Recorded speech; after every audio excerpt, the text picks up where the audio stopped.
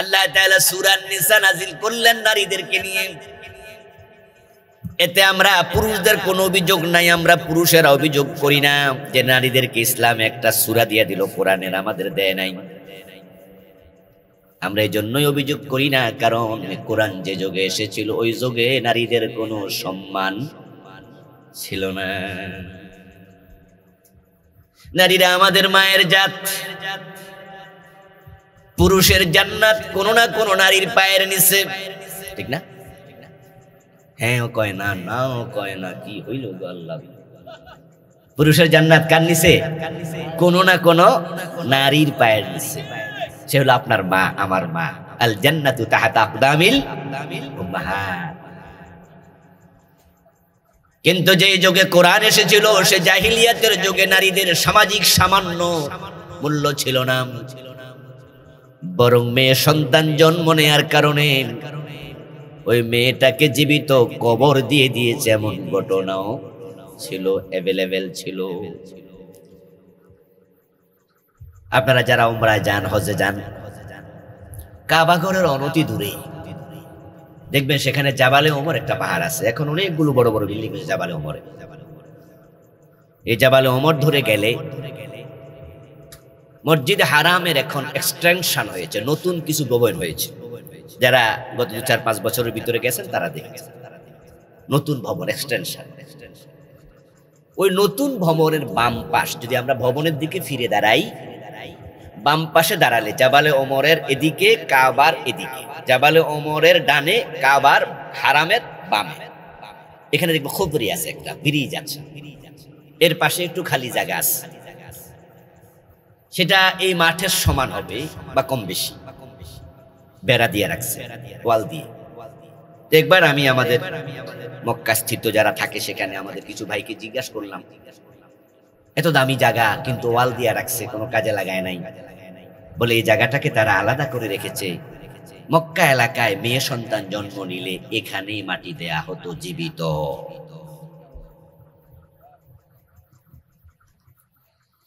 মেয়েদেরকে তারা জীবিত কবর দিত এবং নারী জাতিকে তারা এতটাও সম্মান করত যে তাদের সামাজিক কোনো মর্যাদা দিত না।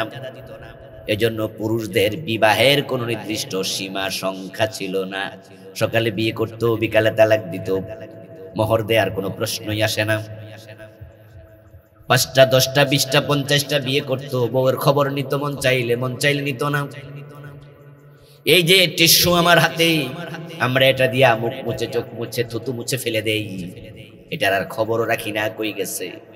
নারীদের সাথে তারা টিস্যু পেপারের মতো আচরণ করত, কোনো দামই ছিল না। এজন্য ইসলাম আসার পর তাদেরকে সম্মানিত করেছে, আলাদা একটি সূরা আল্লাহ নাযিল করেছে, সুবহানাল্লাহ। এবং নবীজি বলেছেন যে এই নারী, যে নারীকে তোমরা অবহেলা করছো, তার পায়ের নিচে কিন্তু তোমাদের জান্নাত, মায়ের পায়ের নিচে সন্তানের বেহেশত। সূরা নিসা। এরপরও কিছু জালেম বলে ইসলাম নাকি নারীদের সম্মান দেয় নাই, ওগুলো ইসলামের উপর তোহমত দেয় ওরা। অথচ ইসলাম নারীদেরকে সবচেয়ে বেশি সম্মানিত করেছে। আহারে সম্মান! আব্দুল্লাহ ইবনে ওমর রাদিয়াল্লাহু তাআলা আনহুমা, ওমরের ছেলে, সাহাবী, জলিল কদর সাহাবী, উনি কাবা তাওয়াফ করছেন। এর মাঝে দেখতে পেলেন এক ভদ্রলোক তার মাকে, একটা মহিলাকে কাঁধে নিয়ে কাবা তাওয়াফ করছে। শাহেদা ইবনে ওমর রাজুলান ইয়ামানিয়ান ইয়াতুফুল বাইতা হামালা উম্মাহু ওয়ারা জাহরি। হযরত ওমর তার দিকে তাকালেন, দেখলেন, ভালো করে নজর দিলেন, কত লোক কাবা তাওয়াফ করছে, কিন্তু একজন নারীকে কাঁধে নিয়ে কাবা তাওয়াফ করছে। ওই লোকটাও খেয়াল করলো, একজন ভদ্রলোক তার দিকে বারবার তাকায়। হয়তো কাউকে জিজ্ঞাসা করছেন, ওই হুজুর উনি কে? তখন কেউ বলেছে, চিনো নাই নাকি? রাসূলের সাহাবী, ওমরের ছেলে আব্দুল্লাহ। তাওয়াফ শেষ করে তিনি আব্দুল্লাহ ইবনে ওমর রাদিয়াল্লাহু তাআলা আনহুর কাছে গেলেন। আব্দুল্লাহ ইবনে ওমরের কাছে গিয়ে বললেন, হুজুর, আমার বাড়ি ইয়ামান, উনি আমার মা, বায়না ধরছে উনি হজ করবে, কিন্তু এত বুড়া তিনি হাঁটতে পারেন না এবং এতটা দুর্বল যে উনাকে আমি ওটের পিঠে বসায় রাখবো, ওটের লাগাম ধরে রাখার শক্তিও তার নাই। কিন্তু আমারে বারবার বলছে যে বাবারে একটু হজ যদি করতাম। এই জন্য আমি আমার মাকে ইয়ামান থেকে কাঁধে করে মক্কায় আসছি। সুবহানাল্লাহ পড়েন ভাইয়েরা। কোথায় ইয়ামান? কয়েকশো মাইল। তারপরে মিনায় গিয়েছি, আরাফায় গিয়েছি, মুজদালিফায় গিয়েছি, হজের সব কাজ শেষ করে এখন আমি কাবা তাওয়াফ করছি। আতারানি জাযাইতুহা, আপনার কাছে আমি জানতে চাই আমার মায়ের যত হক আমার উপর আছে আমি কি তা পূর্ণ করতে পেরেছি? আব্দুল্লাহ ইবনে ওমর মায়ের সম্মান কেমনে দেয় বুঝান। তিনি বলছেন লা ওয়ালা বিজাফরাতিন ওয়াহিদা, তোমাকে প্রসব করার সময় তোমার মা যে কষ্টে নিঃশ্বাস ফেলেছিল, এখন একটা নিঃশ্বাসের হক আদায় হয় নাই। ইসলাম নারীকে কিভাবে সম্মানিত করে, আর তারা আমাদেরকে দোষ দেয় ইসলাম নাকি নারীদের হক দেয় না, নারীদেরকে কোণঠাসা করে। এবং বাংলাদেশে একদল লোক বলে ইসলাম ক্ষমতায় আসলে নারীদের অধিকার নষ্ট হয়ে যাবে, এই জন্য ইসলাম ফোবিয়া তৈরি করেছে, আলেম ওলামাদের বিরুদ্ধে অপপ্রচার তারা করেছে। আপনারা টেলিভিশন চ্যানেলে বিভিন্ন টক শো শোনেন, তো দেখবেন যে টক শোর মাঝে জিজ্ঞাসা করে হুজুর যদি ইসলাম ক্ষমতায় আসে ভাই তাহলে কি আমাদেরকে আপনারা করতে বাড়িতে দিবেন না, আমাদের ব্যবসা বাণিজ্য করতে দিবেন না? দেখবেন প্রশ্ন দিয়া বোঝা যায় যে তাদের বুঝানো হয়েছে ইসলাম আসলে নারীদেরকে মূল্য দেয়া হবে না, কোণঠাসা করে রাখা হবে। এগুলো সব মিথ্যা। ইসলাম নারীদেরকে সবচেয়ে সম্মানিত করেছে। আরে আমরা তো সে নবীর ইসলাম মানি যে নবী তার মা, তার দুধ মা নিজের গায়ের মাথার রুমাল, গায়ের চাদরটা বিছাইয়া দিছে হযরত হালিমাকে বসার।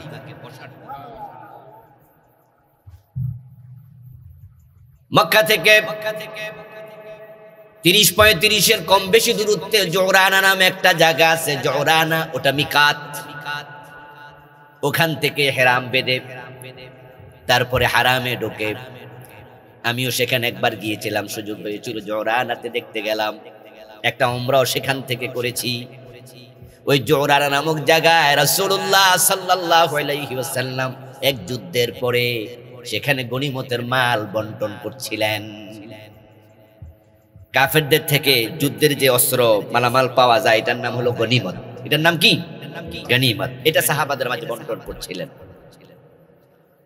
নবীজি সাল্লাল্লাহু আলাইহি ওয়াসাল্লাম সেখানে গনিমতের মাল বন্টনরত অবস্থায় দেখতে পেলেন একজন মহিলা আসতেছে।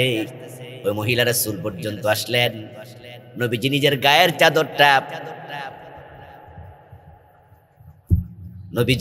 গায়ের চাদরটা মাটির মাঝে বিছায়া ওই মহিলাকে বসার জন্য আমন্ত্রণ জানালেন। ওই মহিলা এসে নবীজি রাসূলের গায়ের চাদরে বসলো। একজন সাহাবী ওই মহিলাকে চিনে নাই, না চিনে একটু বিস্মিত হলো যে রাসূল চাদর বিছায়া দেয়, আরে মহিলাও বৈশা যায়। বাবারে বাবা, এত সাধারণ কোন মহিলা? জিজ্ঞাসা করলেন মান হিয়া। আস্তে আস্তে একজনকে চুপিসারে প্রশ্ন করছেন এই মহিলার পরিচয় কি। তখন ওইজন উত্তর দেয় চিনো নাই নাকি, উনি হলেন রাসূলুল্লাহর দুধমা হালিমা সাদিয়া।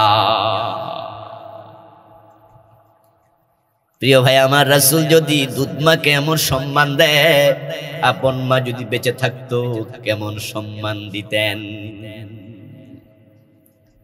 ইসলাম নারীদেরকে সম্মানিত করেছে।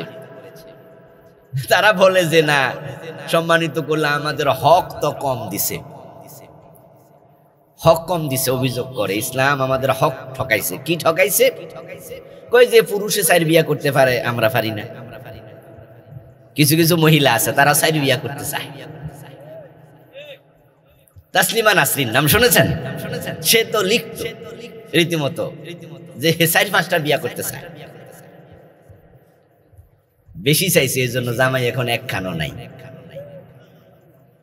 প্রিয় ভাইয়েরা, পুরুষ 4 বিয়ে করতে পারে, ইসলামে অনুমতি আছে। এটা কি আবশ্যক, ওয়াজিব, করতেই হবে এরকম কিছু না। যদি প্রয়োজন হয় তাহলে পুরুষ একাধিক বিয়ে করতে পারে শর্ত সাপেক্ষে।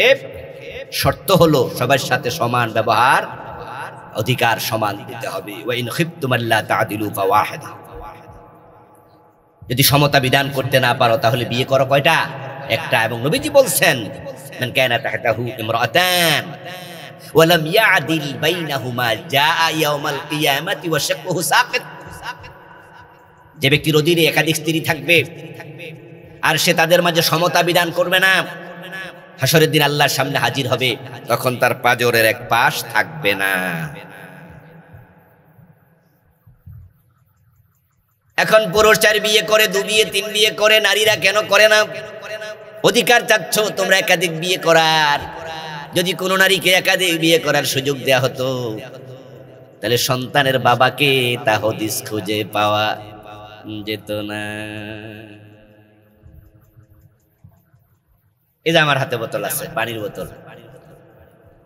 এখন এখানে যদি একটু চিনি আমি ঢেলে দেই, 10 মিনিট পরে চিনি থেকে পানি আলাদা করতে পারবেন তো? এখন যদি আমি বলি এই ভাই চিনি কোনটা পানি কোনটা, আপনি বলবেন হুজুর মিশা গেছে তো, বুঝলি না তো। দুজন পুরুষ যদি একজন স্ত্রীর স্বামী হতো, একসাথে তারা বসবাস করত, তাহলে পেটে যে বাচ্চা আছে ওই বাচ্চার পিতৃ পরিচয় কোথায়? ইসলাম যদি অনুমতি দিত তাহলে হাজার হাজার লাখ লাখ মানুষ পিতৃ পরিচয়হীন হয়ে জন্ম নিত। আরো অনেক বিষয় আছে। ও বন্ধু আমার, আল্লাহর প্রতিটা কাজের মাঝে হিকমা আছে। হিকমাম ফাইলুল হাকিম লা ইয়াখলু আনিল হিকমা। আল্লাহ মহাবিজ্ঞানী, আল্লাহ তাআলার কোনো কাজ হিকমত থেকে খালি নয়। তারা অভিযোগ করতে চায় আমাদেরকে সম্পদ কম দিছে, বাবার সম্পত্তিতে ছেলে পায় দ্বিগুণ, মেয়ে পায় না। জানে না যে বিদ্যারের লোকেরা দেননি। আবার এখানে এলাকায় ওয়াজ করলে তো সমস্যা, কারণ আমি তো এলাকার জামাই। কবে তো জামাই আবার হক দাবি করতেছে ইশারা ইঙ্গিতে, আল্লাহ জানে। সম্পত্তিতে মেয়েদের হক আছে? ছেলে দ্বিগুণ, মেয়ে একগুণ। কিছু কিছু নারীবাদী বলতে চায় তাহলে আমাদেরকে ঠকাইছে ইসলাম, আমাদের কম দিছে। আমরা বলতে চাই বিয়ে যখন হয় তখন মহারানা পায় কে? কথা কয় না কেন ভাইয়েরা? মহারানা কে পায়? মেয়েদের বিয়ে দরকার নাই, শুধু ফোলাফানের বিয়ে দরকার।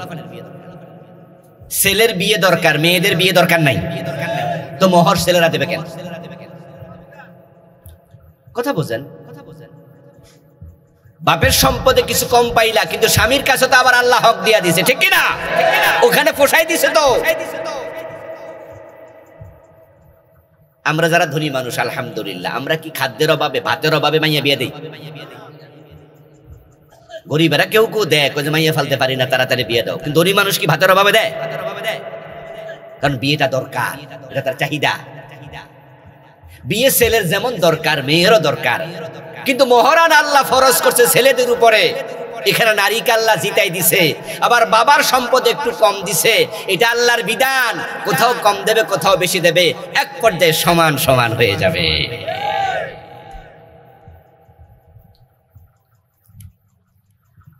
সূরা নিসা নারীদের পক্ষে সূরা, অনেক বিধান এখানে নারীদেরকে নিয়ে এসেছে। যদিও আমি আজকে সেখান থেকে আলোচনা করব না, ভূমিকায় কিছু কথা বললাম। আমি আলোচনা করছি এই সূরার 31 নম্বর আয়াত। আল্লাহ তাআলা যেখানে বলছেন তাজতানিবু কাবায়রা মা তুনহাউনা আনহু নুকাফির আনকুম সাইয়্যাতিকুম ওয়া নুদখিলকুম মুদখালান কারীমা।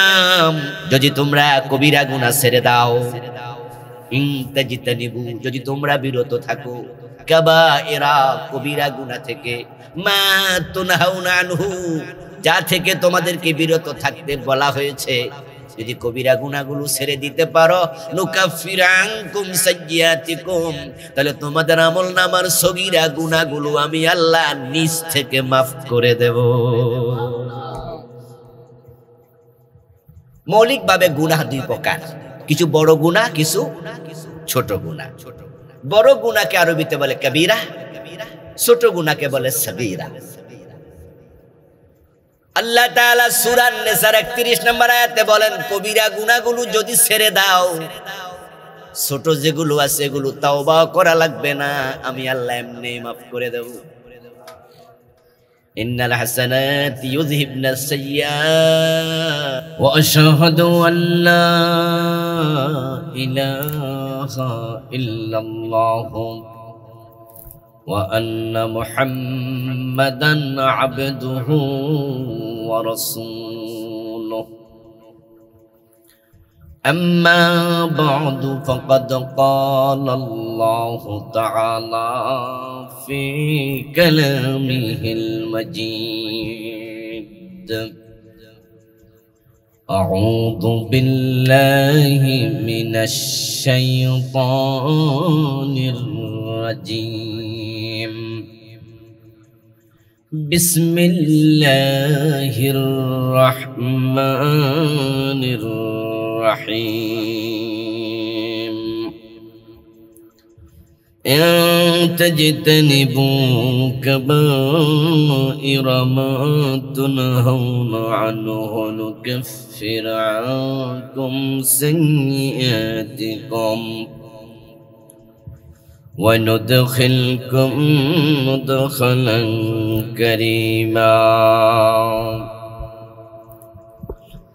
قال النبي صلى الله عليه وسلم: لا يؤمن أحدكم حتى يكون هواه تبعا لما جئت به، أو كما قال النبي عليه الصلاة والسلام. সকলে মেহেরবানি করে দুরূদ শরীফ পড়ুন। আল্লাহুম্মা সাল্লি আলা মুহাম্মাদিন ওয়া আলা আলি মুহাম্মাদ কামা সাল্লাইতা আলা ইব্রাহিম ওয়া আলা আলি ইব্রাহিম ইন্নাকা হামিদুম মাজিদ। আল্লাহুম্মা বারিক আলা মুহাম্মাদিন ওয়া আলা আলি মুহাম্মাদ কামা বারাকতা আলা ইব্রাহিম وعلى آل إبراهيم إنك حميد مجيد.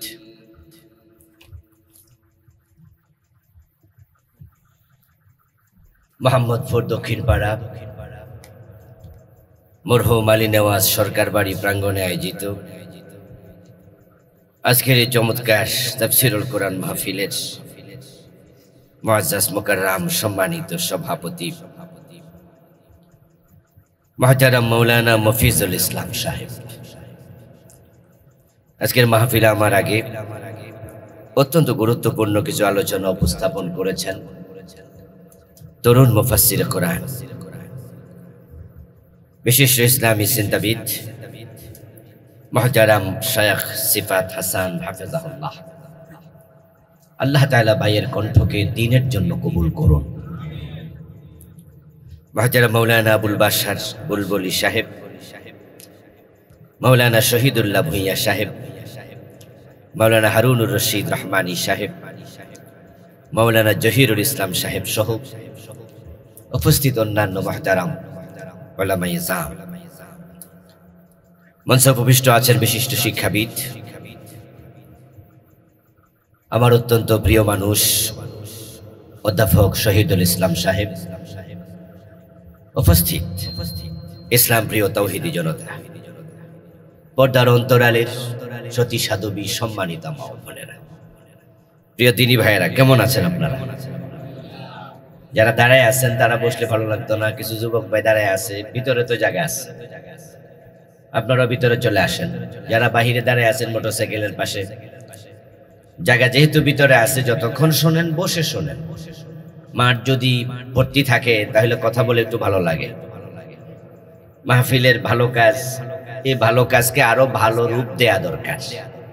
আল্লাহ তাআলা বলছেন তাআওয়ানু আলাল বিররি ওয়াত তাকওয়া, তোমরা যে কোনো ভালো কাজ যে করে তাকে হেল্প করো, সহযোগিতা করো। তো যারা মাহফিলের আয়োজন করছে এটা কি ভালো কাজ না? আমরা সকলে মাহফিল করতে পারবো না, এটা সবার পক্ষে হয়ও না, কিন্তু ভালো কাজে হেল্প তো করা যায়। এই যে মাহফিলে চলে আসছেন, এই মাহফিলে এসে মাহফিলটাকে আপনারা তার সৌন্দর্য শ্রীবৃদ্ধি করছেন, কথা শুনছেন। আল্লাহ তাআলা যে বললে ভালো কাজে হেল্প করো, আল্লাহর এই অর্ডারটা পালন করছেন, এটা একটা ইবাদত। আল্লাহ বলছে নামাজ পড়ো, তাই নামাজ পড়া কি ইবাদত। তো আল্লাহ তাআলা বলছে ভালো কাজে সাহায্য করো, তাহলে ভালো কাজে সহযোগিতা করা কি ইবাদত। আল্লাহর অগণিত শুকরিয়া যে মহান মনিব আমাদেরকে কোরআনের এই মাহফিলে সমবেত হওয়ার তৌফিক দিলেন, যিনি মেহেরবানি করে আমাদেরকে সুস্থ রাখলেন। পবিত্র কোরআনের কথা বলার মতো, শোনার মতো কোরআন মুখী হৃদয় দিলেন। এই সব নেয়ামতের মালিক কে? এজন্য শুরুতে আমরা তাকে কৃতজ্ঞতা জানাই, শুকরিয়া জানাই, কালিমাতুশ শুকর করি আলহামদুলিল্লাহ। সকলে আমার সাথে পড়ুন, রব্বানা লাকাল হামদ হামদান কাসীরা তাইয়্যিবা মুবারাকান ফি। একটু জিকির করুন, সুবহানাল্লাহি ওয়া বিহামদিহি আদাদা খালকিহি ওয়া রিদা নাফসিহি ওয়া জিনাতা আরশিহি ওয়া মিদাদা কালিমাতিহি। আমরা আল্লাহ তাআলার একটু জিকির করে নিলাম। একবার যদি কোনো ব্যক্তি সুবহানাল্লাহ পড়ে, আলহামদুলিল্লাহ পড়ে, হাদিসে পাওয়া যায় আকাশ এবং জমিনের মাঝখানে যে ফাঁকা জায়গা আছে, আল্লাহ ওই পরিমাণ সওয়াব তার আমলনামায় লিখে দেয়। এবং এই শব্দগুলো হাসরের ময়দানে আমাদের নেকের পাল্লাকে ভারী করে দেবে। তামলাউল মিজান ওয়া তামলাউ মা বাইনাস সামাই ওয়াল আরদ। কিন্তু আমরা তো বসে থাকি, যেমন এই যে আমরা এখন জিকির করছিলাম, সুবহানাল্লাহ পড়ছিলাম, কিছু ভাই কিন্তু এখানে আছেন, এক দুইজন এমন পাবেন যে সে কিন্তু পড়ে নাই, চুপ করে বসে আছে। আপনি বঞ্চিত হলেন। নবীজি বলেছেন যে কিয়ামতের দিন যখন মানুষের আমল ওজন করা হবে, উকুনের ডিম পরিমাণ আমল কম, তাই তাকে জাহান্নামে দেয়া হবে। কি পরিমাণ? উদাহরণটা দেখছেন? এই হাদিস পড়ে আমি ভাবলাম যে নবীজি এই উদাহরণ পাইল, মানে এটা কতটা আমাদের সাথে পরিচিত উদাহরণ। উকুন কি বড় না ছোট? তার ডিম খালি চোখে দেখাই তো যাবে। কিন্তু আল্লাহর বক্তব্য, ফাম্মা মান সাকুলাত মাওয়াজিনুহু ফাহুয়া ফি ঈশাতির রাদিয়া। কিয়ামতের দিন যখন আমল ওজন করা হবে, যাদের নেকের পাল্লা ভারী হবে, সে জান্নাতে চলে যাবে। ওয়া আম্মা মান খাফফাত মাওয়াজিনুহু ফাউম্মুহু হাওিয়া। আর যাদের আমলনামা পাতলা হবে, গুনাহ বেশি নেক কম, তার বাসস্থান হবে জাহান্নাম। এই যে আয়াত আমি পড়ছি, আমি অনুবাদ করেছি, এই আয়াতটা কার কথা? আল্লাহর কথা। আল্লাহ বলছে যার ওজন কম হবে, সওয়াব কম হবে, ফাউম্মুহু হাবিয়া, তার মা হলো হাবিয়া দুজক। মা মানি বাচ্চা মায়ের পেটে থাকে, তো এজন্য জাহান্নামে যাকে ফেলা হবে, মায়ের পেটের বাচ্চা যেমন মায়ের পেটের ভিতরে, যাকে জাহান্নামে ফেলবে সে থাকবে আগুনের ভিতরে। কতটুকু কম, এই কথা কিন্তু কোরআনের এই আয়াতে নাই। এখানে আছে যার কম হবে, পাল্লা হালকা হবে, আমল কম হবে। এবার রাসূল আমাদেরকে বুঝাচ্ছে উকুনের ডিম পরিমাণ কম, মানে এত সামান্য। সেদিনে মানুষগুলো আফসোস করে বলবে, হায় রে, দুনিয়া যদি একটাবার সুবহানাল্লাহ বেশি পড়তাম, তাহলে তো আমার আমল আজকে উকুনের ডিম পরিমাণ কম হওয়ার তো প্রশ্নই আসে না। আকাশ এবং জমিনের মাঝখানে ফাঁকা জায়গা পরিমাণ সওয়াব হতো। সুবহানাল্লাহ পড়ে কেন পড়লাম না একবার সুবহানাল্লাহ বেশি? একবার কেন আলহামদুলিল্লাহ বেশি পড়লাম না? আচ্ছা, এবার আপনারা বলুন তো, সেদিন আফসোস করে কোনো লাভ হইব? ওখানে সুবহানাল্লাহ পড়লে কামাবো? এজন্য সুযোগ আছে, জিকির আজকার করবেন, কোরআন তেলাওয়াত করবেন। বসে আছেন একা একা, দোকানে কোনো কাস্টমার নাই, দুরূদ শরীফ পড়েন, সুবহানাল্লাহ, আলহামদুলিল্লাহ, লা ইলাহা ইল্লাল্লাহ জিকির করেন। এগুলো আপনার আমলনামাকে ভারী করে দেবে। মাহফিলগুলোতে আসলে দুটি লাভ, একটা নগদ আর একটা বাকি। নগদ লাভ হলো এই সুবহানাল্লাহ, আলহামদুলিল্লাহ, সাথে সাথে আমলনামা সওয়াব যোগ হয়ে যায়। আর বাকি লাভ হলো পরবর্তী আমল।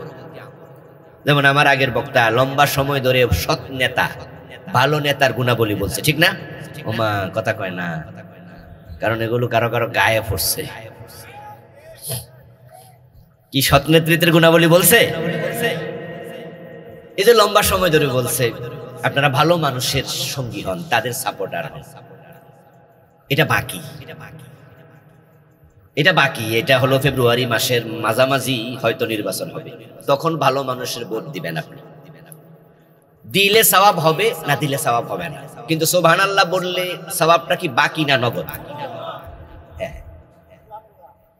মাহফিলে এসে কিছু মানুষ আছে যারা নামাজ শুরু করে, আগে নামাজ পড়তো না। আমরা যখন বিদেশ যাই বিভিন্ন ট্যুরে, প্রয়োজনে, তখন বিভিন্ন ভাইদের সাথে দেখা হয় বাংলাদেশি। আমি এমন কিছু ভাইকে পেয়েছি যে আমাকে জড়াইয়া ধরে বলছে, হুজুর ইউটিউবে আপনারও আশ্রয় দাঁড়িয়ে রাখছি, হুজুর আগে নামাজ পড়তাম না, অমুক হুজুরেরও আশ্রয়ে নামাজ শুরু করছি। এই যে মাহফিলে এসে আপনি সিদ্ধান্ত নিলেন আমি বেনামাজি, কালকে ফজর থেকে আর নামাজ কাজা করবো না, সওয়াব কি পাইয়া গেছেন নাকি? না পড়া লাগবে, নামাজ পড়া লাগবো না। সিদ্ধান্ত নিছেন নামাজ পড়লে সওয়াব, না পড়লে কিন্তু সওয়াব নাই। এটা মাহফিলে আসছেন, সিদ্ধান্ত নিতে পারছেন, এটাও লাভ, তবে লাভটা বাকি।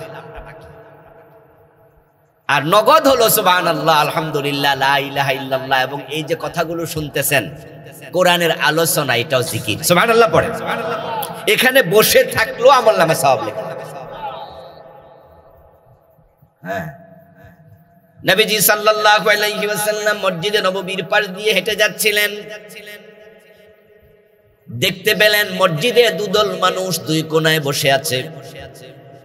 একদল কোণায় বসে বসে রাসূল ভালো করে কাছে গিয়ে দেখতে পেলেন তারা জিকির করছে নীরবে। আরেক দলের কাছে গিয়ে দেখতে পেলেন তাদের মাঝে একজনে কোরআনের হাদিসের আলোচনা করছে, বাকিরা শুনতেছে। নবীজি আবার বললেন, তোমরা দুই দল, এই দল তোমরা বসে বসে নীরবে জিকির করছো, আর এই দল কোরআন হাদিসের আলোচনা করছো, দোনো দল ভালো দল।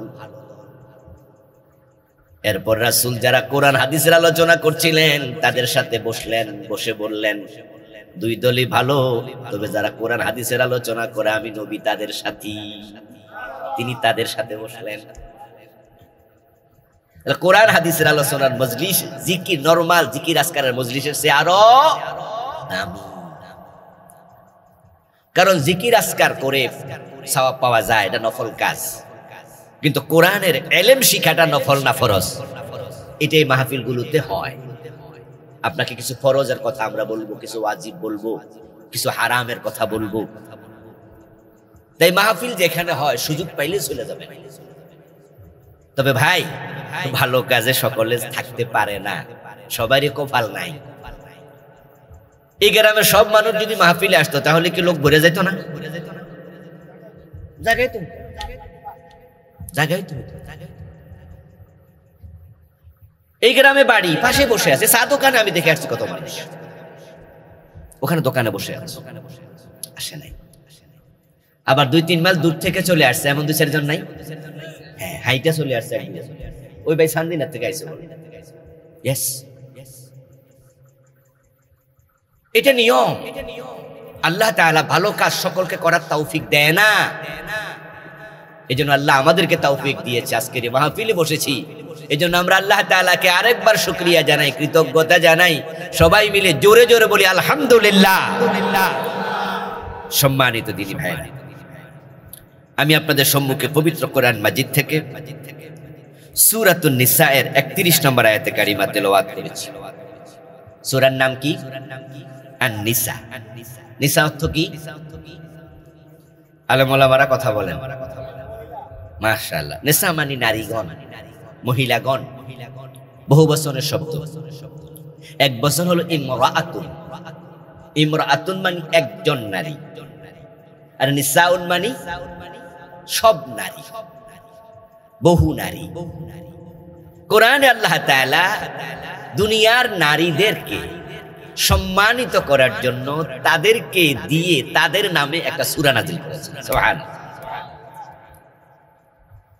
পুরুষের আরবি কি? রাজুলুন। বহু বচন রিজালুন। আপনারা একটু আগাইবেন নি ভাই, দেখেন এই যে পিছন দিয়ে লোক আসতেছে একবারে, তো ওনারা তাকায় তাকায় আসতে হচ্ছে। আপনারা আগাইলে আরো সুন্দর লাগবে, মাহফিলটা আরো জমবে। আমরা একটু কষ্ট করি প্লিজ, একটু আগান প্লিজ প্লিজ প্লিজ। হ্যাঁ, একটু নড়াছড়া দেন, নাড়াছড়া দেন। কিছু ভাই তো মুলার মতো নিচের দিকে শিকড় গজাই ফেলছে, লড়েও না। এদেরকে ধাক্কা এলানো লাগবে। আমরা সামনে আগায় আগায় বসি, আই কন্ট্রাক্ট হবে, আই কন্ট্রাক্ট হবে। আপনার চোখ আমার চোখের সাথে যাবে। কাছ থেকে দেখলে কথা শুনে মজা একটু বেশি, মনোযোগ তৈরি হয় বেশি। শুধু কান দিয়ে শুনলে হবে না, কানের সাথে মনের সংযোগ লাগবে। কারণ কান দিয়া শোনার মতো প্রাণী দুনিয়াতে অভাব নাই। গরু ছাগলের কি কান নাই? হ হ কইলে শোনে না, হেই হেই হেই শোনেনি। কিন্তু তার মন দিল যেটা বুঝার মতো এই কলবটা তার নাই। এজন্য আমরা কাছ থেকে মনোযোগ দিয়ে শুনি। আজকের মাহফিলকে আল্লাহ আমাদের হেদায়েতের উসিলা বানায়া দাও, বলেন আমিন। কি জানি বলতেছিলাম? নিসা। আল্লাহ তাআলা নারীদেরকে সম্মানিত করলেন। পুরুষ আরবি হলো রাজুলুন, বহু বচন হলো রিজালুন। কোরআনে কি সূরাতুর রিজাল নামে কোন সূরা আছে? নাই। দেখেন আল্লাহ তাআলা সূরা নিসা নাযিল করলেন নারীদেরকে নিয়ে। এতে আমরা পুরুষদের কোনো অভিযোগ নাই, আমরা পুরুষেরা অভিযোগ করি না যে নারীদেরকে ইসলাম একটা সূরা দিয়ে দিল, কোরআনের আমাদের দেয় নাই। আমরা এই জন্যই অভিযোগ করি না, কারণ কোরআন যে যুগে এসেছিল ওই যুগে নারীদের কোনো সম্মান ছিল না। নারীরা আমাদের মায়ের জাত। পুরুষের জান্নাত কোনো না কোনো নারীর পায়ের নিচে, ঠিক না? হ্যাঁ ও কয় না, না ও কয় না, কি হইল গো আল্লাহ।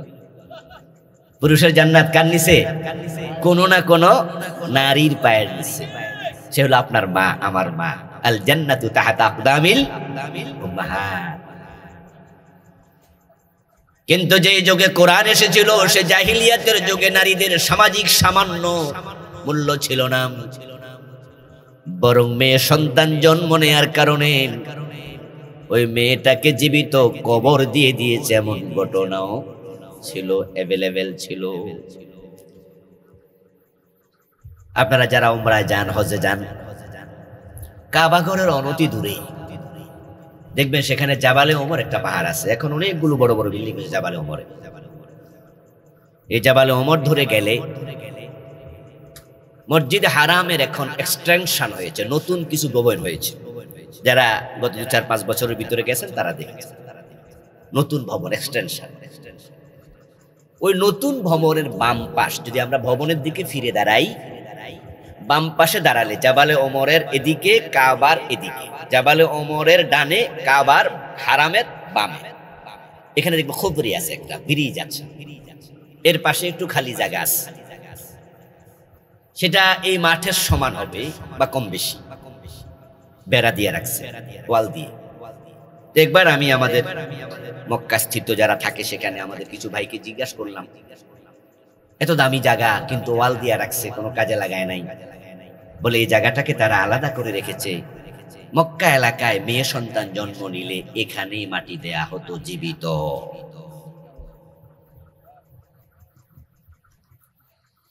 মেয়েদেরকে তারা জীবিত কবর দিত এবং নারী জাতিকে তারা এতটাও সম্মান করত যে তাদের সামাজিক কোনো মর্যাদা দিত না। এজন্য পুরুষদের বিবাহের কোনো নির্দিষ্ট সীমা সংখ্যা ছিল না। সকালে বিয়ে করতো, বিকালে তালাক দিত, মোহর দেওয়ার কোনো প্রশ্নই আসে না। 5টা 10টা 20টা 50টা বিয়ে করতো, বউয়ের খবর নিত মন চাইলে নিত না। এই যে টিস্যু আমার হাতে, আমরা এটা দিয়া মুখ মুছে, চোখ মুছে, থুতু মুছে ফেলে দেই, এটার আর খবরও রাখি না কই গেছে। নারীদের সাথে তারা টিস্যু পেপারের মতো আচরণ করত, কোনো দামই ছিল না। এই জন্য ইসলাম আসার পর তাদেরকে সম্মানিত করেছে, আলাদা একটি সূরা আল্লাহ নাযিল করেছে, সুবহানাল্লাহ। এবং নবীজি বলেছেন যে এই নারী, যে নারীকে তোমরা অবহেলা করছো, তার পায়ের নিচে কিন্তু তোমাদের জান্নাত, মায়ের পায়ের নিচে সন্তানের বেহেশত, সূরা নিসা। এরপরও কিছু জালেম বলে ইসলাম নাকি নারীদের সম্মান দেয় নাই, ওগুলো ইসলামের উপর তহমত দেয় ওরা। অথচ ইসলাম নারীদেরকে সবচেয়ে বেশি সম্মানিত করেছে। আহারে সম্মান!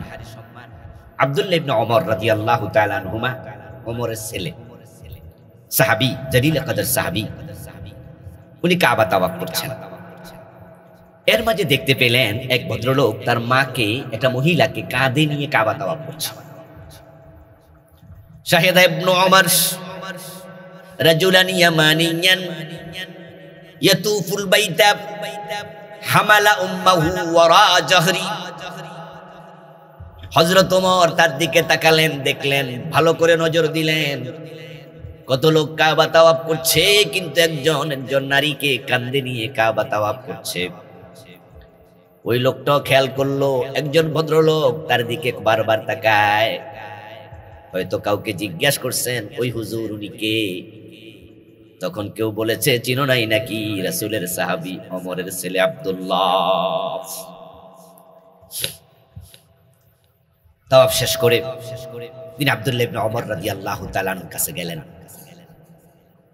আব্দুল্লাহ ইবনে ওমরের কাছে গিয়ে বললেন, হুজুর, আমার বাড়ি ইয়ামান, উনি আমার মা, বায়না ধরছে উনি হজ করবে, কিন্তু এত বুড়া তিনি হাঁটতে পারেন না, এবং এতটা দুর্বল যে উনাকে আমি উটের পিঠে বসায় রাখবো, উটের লাগাম ধরে রাখার শক্তিও তার নাই। কিন্তু আমারে বারবার বলছে যে বাবারে একটু হজ যদি করতাম। এই জন্য আমি আমার মাকে ইয়ামান থেকে কাঁধে করে মক্কায় আসছি। সুবহানাল্লাহ পড়েন ভাইয়েরা। কোথায় ইয়ামান? কয়েকশো মাইল। তারপরে মিনায় গিয়েছি, আরাফায় গিয়েছি, মুজদালিফায় গিয়েছি, হজের সব কাজ শেষ করে এখন আমি কাবা তাওয়াফ করছি। আতারানি জাযাইতুহা, আপনার কাছে আমি জানতে চাই, আমার মায়ের যত হক আমার উপর আছে আমি কি তা পূর্ণ করতে পেরেছি? আব্দুল্লাহ ইবনে ওমর মায়ের সম্মান কেমনে দেয় বুঝান।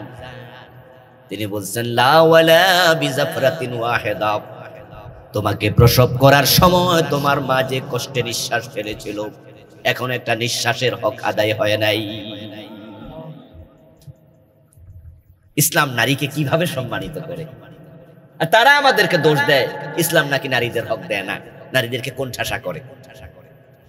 এবং বাংলাদেশে একদল লোক বলে ইসলাম ক্ষমতা আসলে নারীদের অধিকার নষ্ট হয়ে যাবে, এই জন্য ইসলাম ফোবিয়া তৈরি করেছে, আলেম ওলামাদের বিরুদ্ধে অপপ্রচার তারা করেছে। আপনারা টেলিভিশন চ্যানেলে বিভিন্ন টক শো শোনেন, তো দেখবেন যে টক শোর মাঝে জিজ্ঞাসা করে, হুজুর যদি ইসলাম ক্ষমতায় আসে ভাই, তাহলে কি আমাদেরকে আপনারা করতে বাড়িতে দিবেন না? আমাদের ব্যবসা বাণিজ্য করতে দিবেন না? দেখবেন প্রশ্ন দিয়া বোঝা যায় যে তাদের বুঝানো হয়েছে ইসলাম আসলে নারীদেরকে মূল্য দেয়া হবে না, কোণঠাসা করে রাখা হবে। এগুলো সব মিথ্যা। ইসলাম নারীদেরকে সবচেয়ে সম্মানিত করেছে। আরে আমরা তো সে নবীর ইসলাম মানি যে নবী তার মা, তার দুধ মা, নিজের গায়ের মাথার রুমাল, গায়ের চাদরটা বিছাইয়া দিছে হযরত হালিমাকে বসার।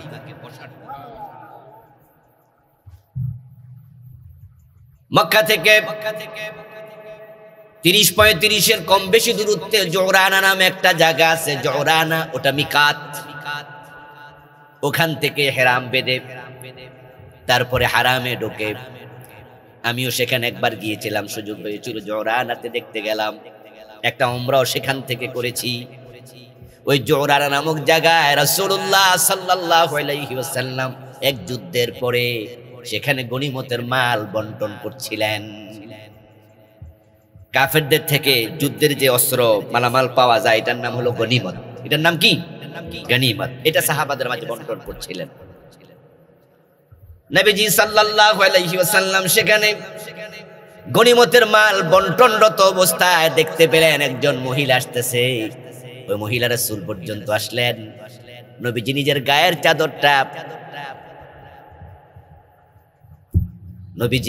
গায়ের চাদরটা মাটির মাঝে বিছায়া ওই মহিলাকে বসার জন্য আমন্ত্রণ জানালেন। ওই মহিলা এসে নবীজি রাসূলের গায়ের চাদরে বসল। একজন সাহাবী ওই মহিলাকে চিনে নাই, না চিনে একটু বিস্মিত হলো যে রাসূল চাদর বিছায়া দেয়, আরে মহিলাও বৈশা যায়। বাবারে বাবা, তো সাধারণ কোন মহিলা। জিজ্ঞাসা করলেন মান হিয়া। আস্তে আস্তে একজনকে চুপিসারে প্রশ্ন করছেন এই মহিলার পরিচয় কি। তখন ওইজন উত্তর দেয় চেনো নাই নাকি, উনি হলেন রাসূলুল্লাহর দুধমা হালিমা সাদিয়া। প্রিয় ভাই আমার, রাসূল যদি দুধমাকে এমন সম্মান দেয়, আপন মা যদি বেঁচে থাকতো কেমন সম্মান দিতেন। ইসলাম নারীদেরকে সম্মানিত করেছে। তারা বলে যে না, সম্মানিত করলে আমাদের হক তো কম দিছে, হক কম দিছে, অভিযোগ করে ইসলাম আমাদের হক ঠকাইছে। কি ঠকাইছে? কই যে পুরুষে চার বিয়া করতে পারে, আমরা পারি না। কিছু কিছু মহিলা আছে তারা চার বিয়া করতে চায়।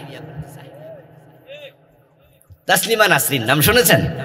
সে তো লিখত রীতিমতো যে 4-5টা বিয়া করতে চায়, বেশি চাইছে, এই জন্য জামাই এখন একখানও নাই। প্রিয় ভাইয়েরা, পুরুষ 4 বিয়ে করতে পারে, ইসলামে অনুমতি আছে। এটা কি আবশ্যক, ওয়াজিব করতেই হবে এরকম কিছু না। যদি প্রয়োজন হয় তাহলে পুরুষ একাধিক বিয়ে করতে পারে, শর্ত সাপেক্ষে।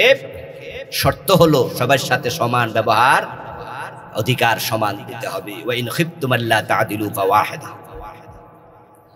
যদি সমতা বিধান করতে না পারো তাহলে বিয়ে করো কয়টা? একটা। এবং নবীজি বলছেন মান কানা তাহতাহু ইমরাতান ওয়া লাম ইয়া'দিল বাইনাহুমা জাআ ইয়াউমাল কিয়ামাতি ওয়া শাক্কুহু সাকিত। যে ব্যক্তির অধীনে একাধিক স্ত্রী থাকবে আর সে তাদের মাঝে সমতা বিধান করবে না, হাসরের দিন আল্লাহর সামনে হাজির হবে, তখন তার পাঁজরের এক পাশ থাকবে না। এখন পুরুষ 4 বিয়ে করে, 2 বিয়ে 3 বিয়ে করে, নারীরা কেন করে না? অধিকার চাচ্ছ তোমরা একাধিক বিয়ে করার। যদি কোন নারীকে একাধিক বিয়ে করার সুযোগ দেয়া হতো তাহলে সন্তানের বাবাকে তা হদিস খুঁজে পাওয়া যেত না। এই যে আমার হাতে বোতল আছে, পানির বোতল। এখন এখানে যদি একটু চিনি আমি ঢেলে দেই, 10 মিনিট পরে চিনি থেকে পানি আলাদা করতে পারবেন তো? এখন যদি আমি বলি এই ভাই চিনি কোনটা পানি কোনটা, আপনি হুজুর মিশা গেছে তো, বুঝলি না তো। দুজন পুরুষ যদি একজন স্ত্রীর স্বামী হতো, একসাথে তারা বসবাস করতো, তাহলে পেটে যে বাচ্চা আছে ওই বাচ্চার পিতৃ পরিচয় কোথায়? ইসলাম যদি অনুমতি দিত তাহলে হাজার হাজার লাখ লাখ মানুষ পিতৃ পরিচয়হীন হয়ে জন্ম নিত। আরো অনেক বিষয় আছে। ও বন্ধু আমার, আল্লাহর প্রতিটা কাজের মাঝে হিকমা আছে। হিকমা ফিলুল হাকিম লা ইয়াখলু আনিল হিকমা। আল্লাহ মহাবিজ্ঞানী, আল্লাহ তাআলার কোনো কাজ হিকমত থেকে খালি নয়। তারা অভিযোগ করতে চায় আমাদেরকে সম্পদ কম দিছে, বাবার সম্পত্তিতে ছেলে পায় দ্বিগুণ, মেয়ে পায় না। জানে না দেবিদ্বারের লোকেরা দেননি। আবার এখানে এলাকায় ওয়াজ করলে তো সমস্যা, কারণ আমি তো এলাকার জামাই। কবে তো জামাই আবার হক দাবি করতেছে ইশারা ইঙ্গিতে, আল্লাহ জানে। সম্পত্তিতে মেয়েদের হক আছে? ছেলে দ্বিগুণ মেয়ে 1 গুণ, কিছু কিছু নারীবাদী বলতে চায় তাহলে আমাদেরকে ঠকাইছে ইসলাম, আমাদের কম দিছে। আমরা বলতে চাই বিয়ে যখন হয় তখন মহারানা পায় কে? কথা কয় না কেন ভাইয়েরা? মহারানা কে পায়? মেয়েদের বিয়ে দরকার নাই, শুধু ফোলাফানের বিয়ে দরকার। ছেলের বিয়ে দরকার, মেয়েদের বিয়ে দরকার নাই। তো মোহর ছেলেরা দেবে কেন? কথা বোঝেন? বাপের সম্পদে কিছু কম পাইলা, কিন্তু স্বামীর কাছে তো আবার আল্লাহ হক দিয়া দিছে, ঠিক কিনা? ওখানে পোষাই দিছে। তো আমরা যারা ধনী মানুষ আলহামদুলিল্লাহ, আমরা কি খাদ্যের অভাবে ভাতের অভাবে মাইয়া বিয়ে দেই? গরিবেরা কেউ কেউ দেয়, যে মাইয়া ফালতে পারি না তাড়াতাড়ি বিয়ে দাও, কিন্তু ধনী মানুষ কি ভাতের অভাবে দেয়? কারণ বিয়েটা দরকার, এটা তার চাহিদা। বিয়ে ছেলের যেমন দরকার মেয়েরও দরকার, কিন্তু মহারান আল্লাহ ফরজ করছে ছেলেদের উপরে। এখানে নারীকে আল্লাহ জিতাই দিছে, আবার বাবার সম্পদ একটু কম দিছে। এটা আল্লাহর বিধান, কোথাও কম দেবে কোথাও বেশি দেবে, এক পর্যায়ে সমান সমান হয়ে যাবে।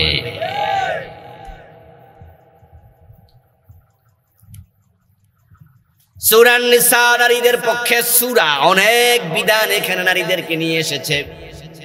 যদিও আমি আজকে সেখান থেকে আলোচনা করব না, ভূমিকায় কিছু কথা বললাম। আমি আলোচনা করছি এই সূরার 31 নম্বর আয়াত। আল্লাহ তাআলা যেখানে বলেন তাজতানিবু কাবায়রা মা তুনহাউনা আনহু নুকাফির আনকুম সাইয়্যাতিকুম ওয়া নুদখিলকুম মুদখালান কারীমা। যদি তোমরা কবিরা গুনাহ ছেড়ে দাও, তাজতানিবু, যদি তোমরা বিরত থাকো, কাবায়রা, কবিরা গুনাহ থেকে, মা তুনহাউনা আনহু, যা থেকে তোমাদেরকে বিরত থাকতে বলা হয়েছে, যদি কবিরা গুনাহগুলো ছেড়ে দিতে পারো, নুকাফির আনকুম সাইয়্যাতিকুম, তাহলে তোমাদের আমলনামার সগীরা গুনাহগুলো আমি আল্লাহ নিজ থেকে মাফ করে দেব।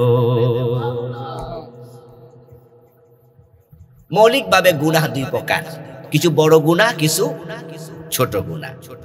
বড় গুনাহকে আরবিতে বলে কবিরা, ছোট গুনাহকে বলে সগীরা। আল্লাহ তাআলা সূরা নিসার 31 নম্বর আয়াতে বলেন, কবিরা গুনাহগুলো যদি ছেড়ে দাও, ছোট যেগুলো আছে এগুলো তাওবা করা লাগবে না, আমি আল্লাহ এমনি মাফ করে দেব। ইন্নাল হাসানাতি ইউযহিবনাস সাইয়্যাত।